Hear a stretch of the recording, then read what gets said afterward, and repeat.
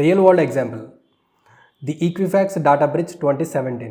ఈ 2017లో ఈక్విఫాక్స్ అనే ఒక క్రెడిట్ బ్యూరోకి సంబంధించిన ఒక పెద్ద కంపెనీలో ఒక క్రిటికల్ సివియారిటీ వల్నరబిలిటీ వల్ల ఏమైందంటే, in 2017 Equifax, one of the largest credit bureaus, suffered a massive data breach.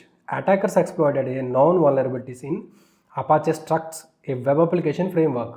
Apache Struct అనే ఒక వెబ్ అప్లికేషన్ ఫ్రేమ్వర్క్ సంబంధించిన క్రిటికల్ సివియారిటీ వల్నరబిలిటీని ఉపయోగించుకుని అటాకర్స్ ఈ డాటా బ్రీచ్ అనేది చేశారు ఈక్విఫాక్స్ కంపెనీకి సంబంధించిన data. The vulnerability had a security patch available, but it wasn't applied in time. ఈ సెక్యూరిటీ ప్యాచ్ అవైలబుల్గా ఉన్నప్పటికీ ఈ ఈక్విఫాక్స్ కంపెనీ ఆ వల్నరబిలిటీని ప్యాచెస్ చేసుకోలేదు.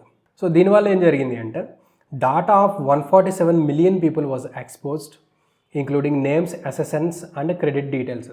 సో 147 మిలియన్ పీపుల్ ఎవరైతే ఉన్నారో ఈ ఈక్విఫాక్స్ సర్వీసెస్ని యూజ్ చేసే పీపుల్ అండ్ అందులో అకౌంట్స్ డీటెయిల్స్ ఉన్న యూజర్స్, వాళ్ళకి సంబంధించిన డాటా మొత్తం బ్రీచ్ అయిందనమాట. సో ఈ డాటాలో ఏమేమి ఉన్నాయంటే, including names, SSN numbers and credit details, credit card details, user names and SSN numbers, social security numbers, US సిటిజన్స్కి ఉంటాయి ఇవి.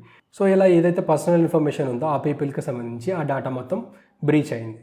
Estimated cost over 700 million in damages and settlements. So ఈ డాటా బ్రీచ్ వల్ల company reputation అనేది పాడైంది and 700 million loss అనేది వచ్చింది, ఇంకా సెటిల్మెంట్స్ అనేవి చేయాల్సి వచ్చింది ఆ యూజర్స్ ఎవరైతే ఉన్నారో వాళ్ళకి. లెసన్ ఏం నేర్చుకోవచ్చు అండి దీని నుంచి, ignoring non vulnerabilities can cost millions and damage reputation for ever. So ఈ ఈక్విఫాక్స్ కంపెనీ ఏదైతే ఉందో $1 మిలియన్ లాస్ అయింది, at the same time reputation కూడా కంపెనీ లాస్ అయింది. సో ఇలాంటి ప్రాబ్లమ్స్ ఉంటాయి కాబట్టి ఈ వల్నరబిలిటీ మేనేజ్మెంట్ ప్రాసెస్ అనేది కంపెనీలో ఫాలో అయ్యి టైం టు టైం వల్నరబిలిటీస్ అనేవి ప్యాచెస్ చేసుకుంటూ ఉండాలి. సో వల్నరబిలిటీ మేనేజ్మెంట్ అనేది ఇంత ఇంపార్టెన్స్ అనేది ఉంటుందన్నమాట ఒక కంపెనీకి సంబంధించి.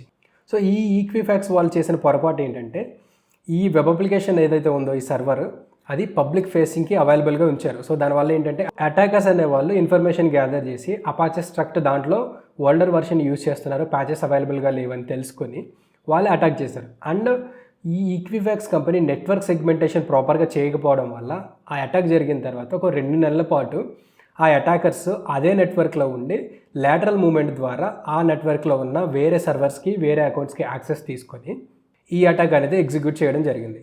సో నెట్వర్క్ సెగ్మెంటేషన్ ఆన్ టైంలో వల్నరబిలిటీని ప్యాచెస్ చేయకపోవడం వల్ల ఆ పబ్లిక్ ఫేసింగ్ వెబ్ అప్లికేషన్ వల్ల ఈ అటాక్ అనేది జరిగింది. సో వీళ్ళు ఇగ్నోర్ చేసిన విషయాల వల్ల వీళ్ళు కంపెనీ అనేది చాలా లాస్ అనేది చూడాల్సి వచ్చింది.